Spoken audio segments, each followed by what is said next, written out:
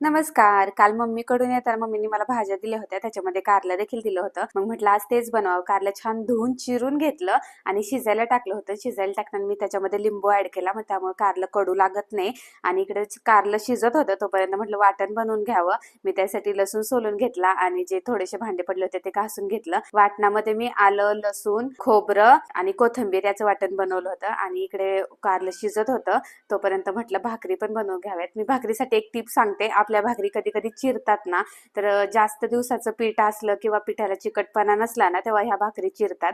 त्यासाठी काय करायचं, तांदळाचं पीठ त्याच्यामध्ये ऍड करायचं किंवा ते नसेल तर गरम पाणी करून त्याच्यामध्ये ऍड करून भाकरी थापली ना छान मळून, किती छान होते आणि तुटत पण नाही. त्यानंतर भाकरी झाल्या आणि भाकरी झाल्यावर मी लगेच कारलं बनवायला घेतलं. कढई गरम झाल्यावर त्याच्यामध्ये तेल ऍड केलं आणि वाटण व्यवस्थित भाजून घेतलं. त्यानंतर मसाले ऍड केले, जिरा पावडर, धना पावडर, लाल तिखट, हळद हे सगळे. त्यानंतर पाणी ओतून ते छान असं तेल सुटेपर्यंत परतून घेतलं. तेल सुटल्यानंतर लगेच मी त्याच्यामध्ये कारले ऍड केले आणि थोडंसं पाणी पण ऍड केलं होतं, कारण मी कारले एक 60-70% शिजवून घेतले होते. त्यानंतर शेंगदाण्याचं कूट ऍड केलं हलवून त्याच्यामध्ये मीठ ऍड केलं आणि छान असं शिजायला ठेवलं. तुम्ही कशा पद्धतीने कारल्याची भाजी बनवता मला नक्की शेअर करा. रेसिपी कशी वाटली ते पण मला कमेंट करून सांगा. असा होता आजचा माझा दिवस. भेटूया पुढच्या ब्लॉग मध्ये. Bye bye.